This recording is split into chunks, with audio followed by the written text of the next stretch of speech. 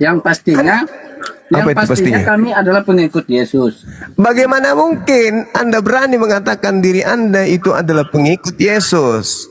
Sahabat Fi, syukran. Sementara Yesusnya pergi ke Mikdas, ke sinagoge. Kalau Anda ikut Yesus dari belakang, Yesus ke sinagoge. Kenapa Anda belok ke kiri ke gereja? Anda penipu itu. Yesus berjalan ke sinagoge, rumah sucinya orang Yahudi. Anda ikut dari belakang. Tapi begitu Anda mau sampai ke sinagoge, Anda belok ke gereja. Habis itu Anda datang ke kami. Saya pengikut Yesus loh. Nah, gimana ceritanya Anda nipu kayak begitu, Bang? Kok nipu kayak gitu? Kenapa? Jangan nipu lah. Dengan agama yang lain, itulah bedanya orang Kristen dengan agama orang lain. Kenapa bedanya begitu? Karena mereka tidak mengikuti tradisi. Nah, itu kan tradisi Yesus itu ke sinagoge. Itu tradisi Yesus. Nah, kalian ikut tradisi siapa ke gereja? Itu tradisi secara kemanusiaannya, karena dia lahir di sana.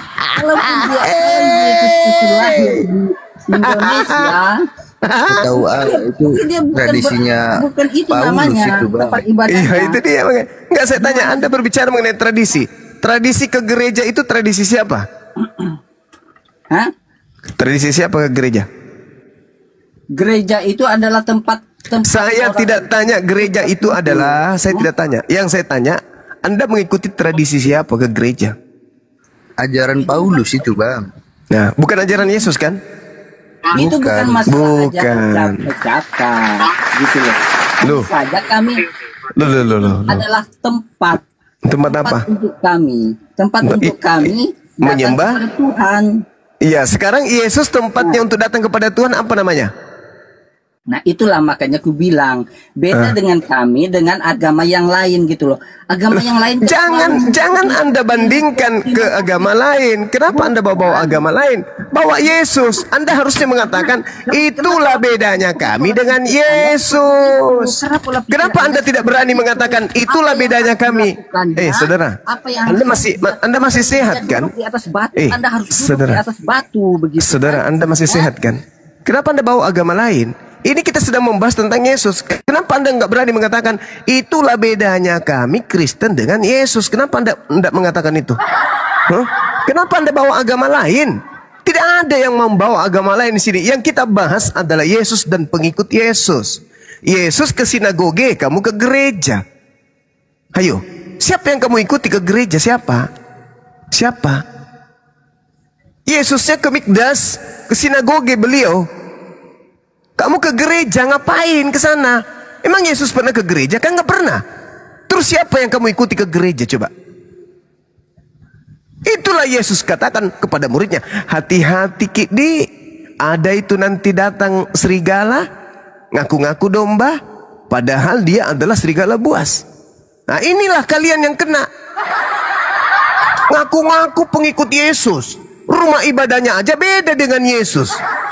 Orang bahlul mana yang bisa kau tipu? Nggak ada. Nggak ada orang Islam yang bisa kau tipu. Orang bahlul aja kagak, apalagi Islam. Yesus itu orang saleh. Berapa kali harus saya ulang-ulang membacakan kepada kalian? Yesus saleh. Ia serta seisi rumahnya takut akan Allah. Dan ia memberi banyak sedekah kepada umat Yahudi. Dan senantiasa berdoa kepada Allah. Yesus itu orang yang saleh. Kalian orang Kristen, ikut siapa? Siapa yang kalian ikuti jadi Kristen? Ibunya Yesus namanya Maria, bukan Kristen. Sepupu sekalinya namanya Yohanes Pembaptis, bukan Kristen. Tantenya bernama Elizabeth, bukan Kristen. Kakeknya bernama Daud, bukan Kristen. Bapak tirinya bernama Yusuf, bukan Kristen. Pamannya bernama Zakaria, bukan Kristen. Kenapa kalian menjadi Kristen? Itulah pertanyaan saya. Itu loh Bang, pertanyaan saya. Dasar sekali loh, dasar sekali. Gak jelas kau. Anda yang gak jelas. Anda Kristen ke gereja makan babi tidak sunat ibadah minggu. Yesus tidak melakukan hal itu. Hah? Kalian panik kan? Paniknya? Panik, makanya cari tahu kitab orang. Paniknya kenapa? Ngapain ngomong kitab orang? Karena kitabmu itu diajarkan kepada kami juga. Urus aja kitabmu, urus aja imanmu. Beritakanlah Bible kepada seluruh makhluk. Urus aja imanmu. Jadikanlah umat Islam menjadi pengikutku. Kami umat Islam nggak mau jadi pengikutnya. Urus aja imanmu. Nah, justru karena iman kami yang kami urus ini. Urus. Supaya umat Islam. Orang? Kami diperintahkan untuk menyampaikan kebenaran. Kalian panik itu. Kok panik? Kenapa? Kalian. Kamu yang panik karena kau enggak urus aja kalian. Kau yang panik. Kok aku yang panik? Kalau saya panik itu, saya tidak akan membahas apa yang ada di dalam Biblemu. Saya akan keluar-keluar terus tiang hari untuk menjelaskan Al-Quran kepadamu. Itu kalau saya panik. Al-Quran duduk tenang, tidak bisa tersentuh dia oleh kalian. Duduk menjadi setara dengan hadits doif saja kitabmu nggak bisa. Gimana mau saya kejang? Justru keberadaan saya di sini untuk mencerdaskan saudara-saudara. Al-Quran menjelaskan itu kepada kami. Sampaikanlah kebenaran itu kepada mereka. Ud'u ila sabili rabbika bil hikmah. Itu jelas itu. Perintah kepada kami untuk menyampaikan kebenaran itu kepada Kristen. Jelas. Maka itu tanggung jawab kami sebagai seorang muslim yang menyebarkan rahmatan lil alamin kepada kalian. Harusnya saudara-saudara Kristen ini berbahagia. Senang ada Bang Suma dan kawan-kawannya Bang Suma. Kenapa? Orang Kristen bisa mendengarkan isi Bible gratis tanpa perpuluhan. Kalau di gereja, mana bisa? Kalian bayar perpuluhan. Minimal kalian memberikan infak sedekah. Ya, memberikan apa itu? Jaminan apa? Persembahan kasih. Minimal. Di sini gratis. Anda bertanya tentang apapun dari Bible, kami jawab gratis. Lah kenapa kalian justru panik? Nuduh kami panik. Gak ada panik-paniknya kami, gak ada. Al-Quran tidak bisa kalian sentuh. Al-Quran itu susah kalian untuk menyentuh Quran. Kalian tidak bisa membacanya. Kalian hanya bisa terjemah. Gimana bisa menyentuh Al-Quran? Gak bisa.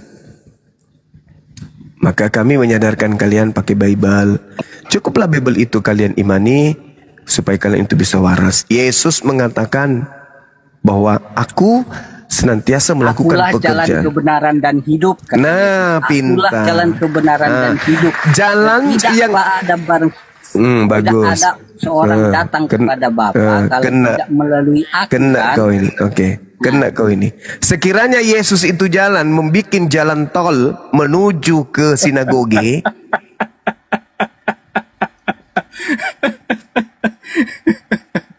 Lah Yesus jalannya kemana? Yesus jalannya kemana? Menurut abang, Bapak itu siapa bang? Coba kita berpikir. Kita jadi orang logis bang. Coba. Yesus jalannya menuju kemana? Ke gereja atau ke sinagoge? Yesus bikin jalan ke surga. Iya, ke gereja atau jangan ke surga dulu. Terlalu tinggi hayalanmu, jangan ke surga dulu. Terlalu tinggi hayalanmu. Yesus dulu. Yesus mengatakan dalam Yohanes 14 nomor 12. Barang siapa yang percaya kepadaku, dia juga akan melakukan pekerjaan yang aku lakukan. Pekerjaan yang Yesus lakukan adalah berjalan ke sinagoge. Nah, kenapa kalian tidak berjalan ke sinagoge? Kenapa berjalannya ke gereja? Bisa kau jawab?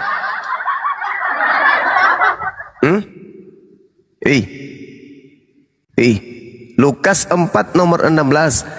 Seperti kebiasaannya pada hari Sabtu, Yesus senantiasa masuk ke sinagoge membacakan kitab Tanak. Ayo. Kalian kapan baca kitab Tanak? Pernah Kristen baca kitab Tanak? Pernah? Nggak pernah. Yang Kristen baca kitab terjemahan dari Belanda. Kapan kalian baca kitab Tanak? Ayo belajar dong baca kitab Tanak. Seperti Yesus. Kalau kalian hidup mau seperti Yesus, kalau kalian mengatakan jalan adalah Yesus memiliki jalan, jalannya Yesus satu ke sinagoge, jalannya Yesus pada hari Sabat membacakan kitab Tanak. Fungsi sinagoge itu untuk apa? Untuk apa tempat sinagoge? Beribadah. Tempat beribadah. Ya, tempat beribadah kepada gereja itu untuk apa? Untuk beribadah. Sama. Enggak sama. Hei, orang yang dengar,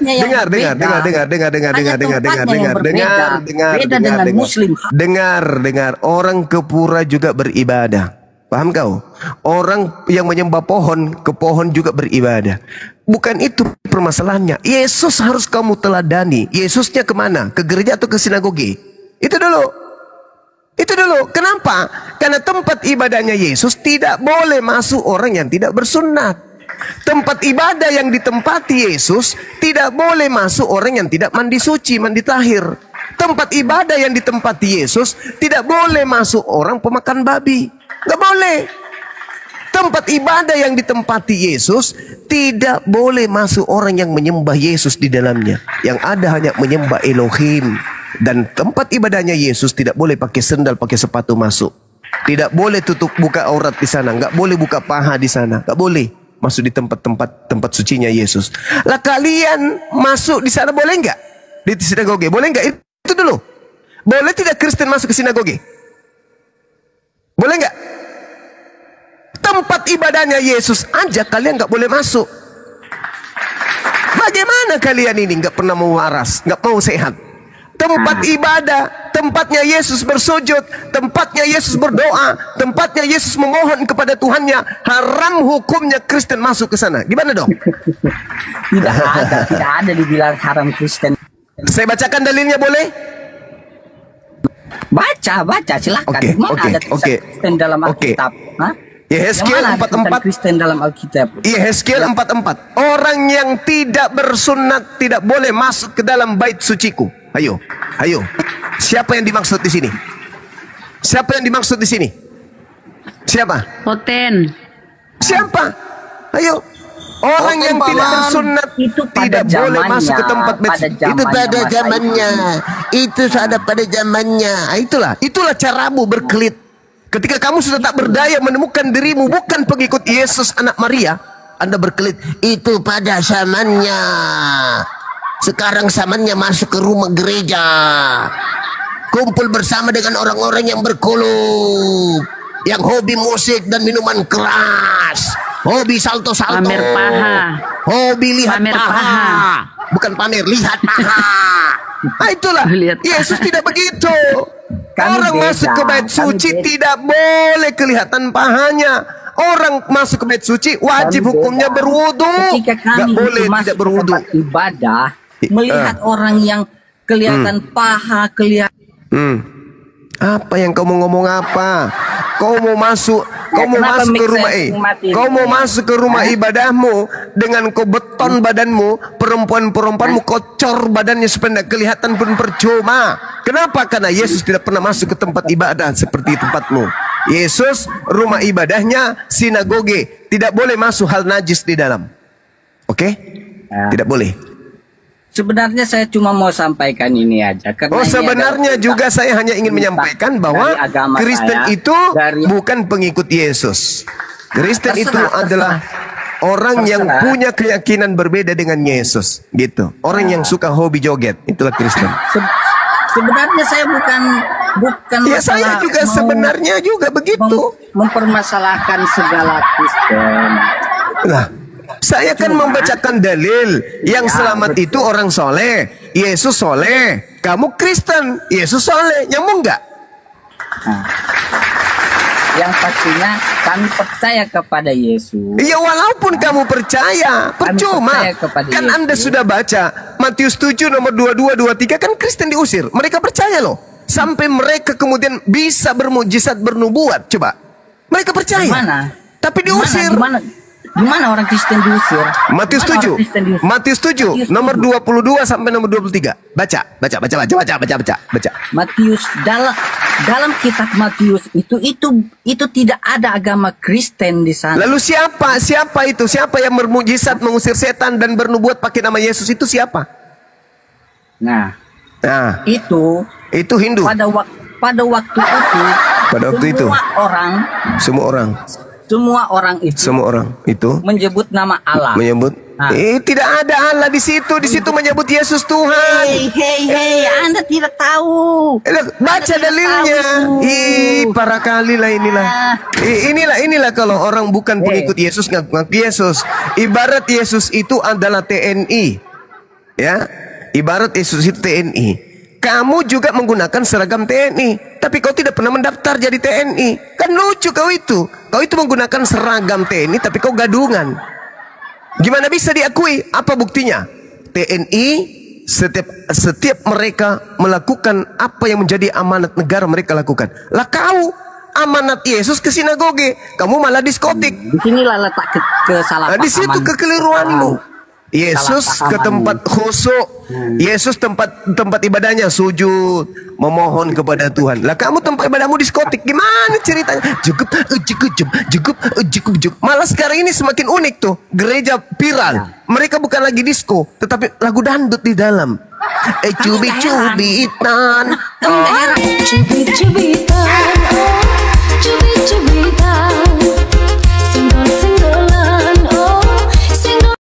Senggol-senggolan. Kenapa kayak gitu? Kenapa kayak gitu? Yesus mencontohkan rupanya kayak gitu.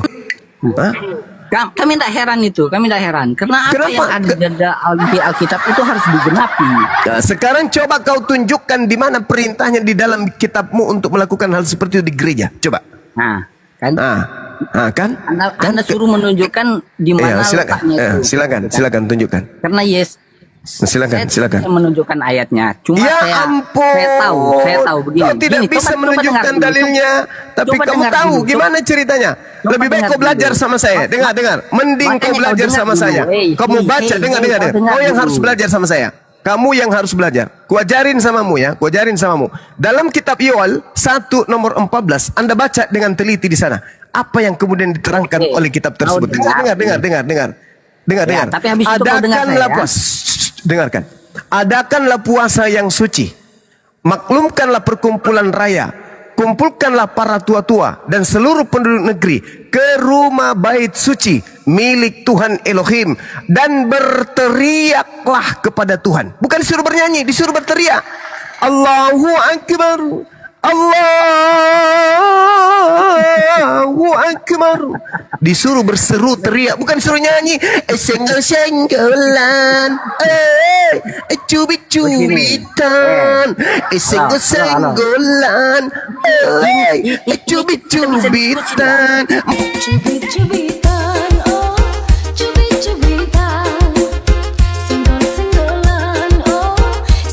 Mata pendeta genit itu di tempatmu. Sementara pengajaran yang betul adalah adakanlah puasa yang kudus, maklumkanlah perkumpulan raya, kumpulkanlah para tua-tua dan seluruh penduduk negeri ke rumah Tuhan Elohimmu dan berteriaklah kepada Tuhan. Bukan bernyanyi, berdendang, berdandut, bukan.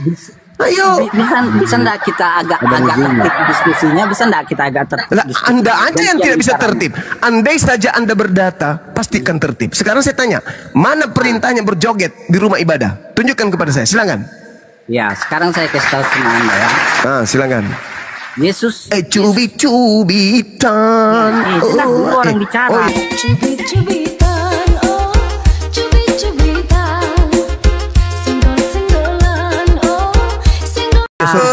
Sorry. Biar kita nyambung ceritanya. Silakan. Kita diskusi biar enggak pakai emosi, kita biar nggak pakai data, gitu kan. Kita diskusi biar nggak pakai data gitu. Enggak. Saya kasih tahu ini. Yesus pernah berfirman di dalam Alkitab itu mengatakan pada akhir zaman kan, pada akhir zaman banyak orang yang terdahulu menjadi terkemudian dan orang bagus kemudian menjadi terdahulu. Bagus itu. Tunggu dulu, kau dengar dulu. Pada akhir zaman banyak orang terdepan jadi terkemudian, yang terakhir menjadi terdepan. Nah, siapa yang terakhir? Betul sekali. Siapa yang terakhir? Islam atau Kristen? Itu nantilah silakan Anda memaknainya. Cuma dengar dulu saya bicara dulu, gitu kan. Jadi, memang banyak banyak hal-hal yang orang itu percaya pada awalnya kepada Yesus dan dia murtad. Hei, kalau orang percaya kepada Yesus sudah pasti dia kemudian taat kepada hukum Musa. Itu bukan percaya Yesus jadi Kristen, enggak. Gimana ceritanya ini?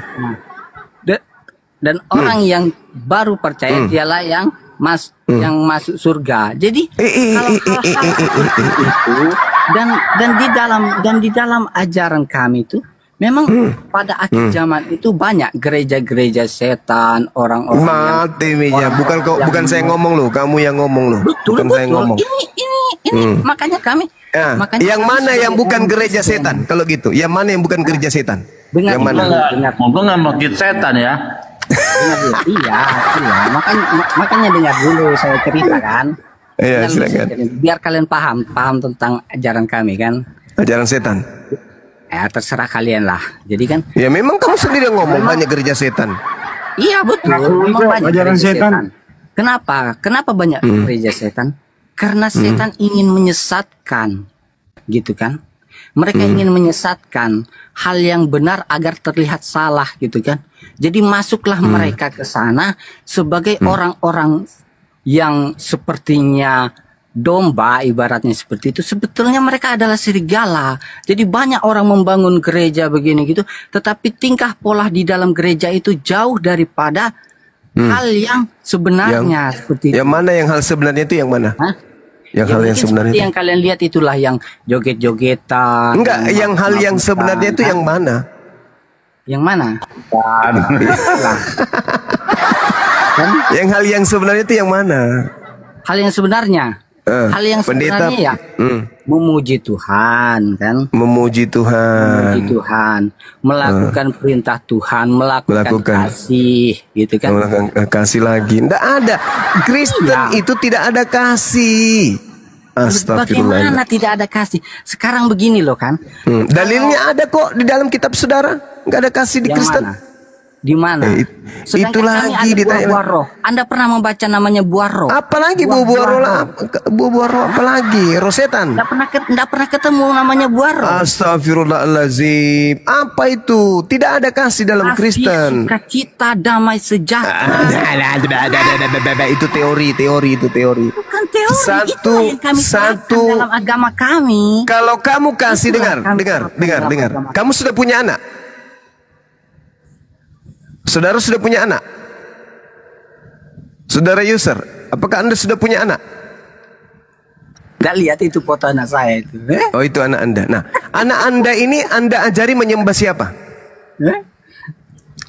Yang pastinya dia adalah pengikut Yesus. Anda ajari dia menyembah siapa? Itu pertanyaan saya.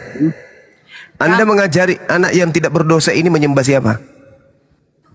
Kami menyembah Allah. Dalam nama Tuhan Yesus.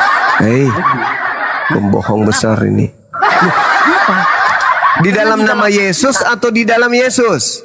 Di dalam nama Yesus, di dalam Yesus itu sama. Oke. Sekarang Anda mengatakan Anda kasih.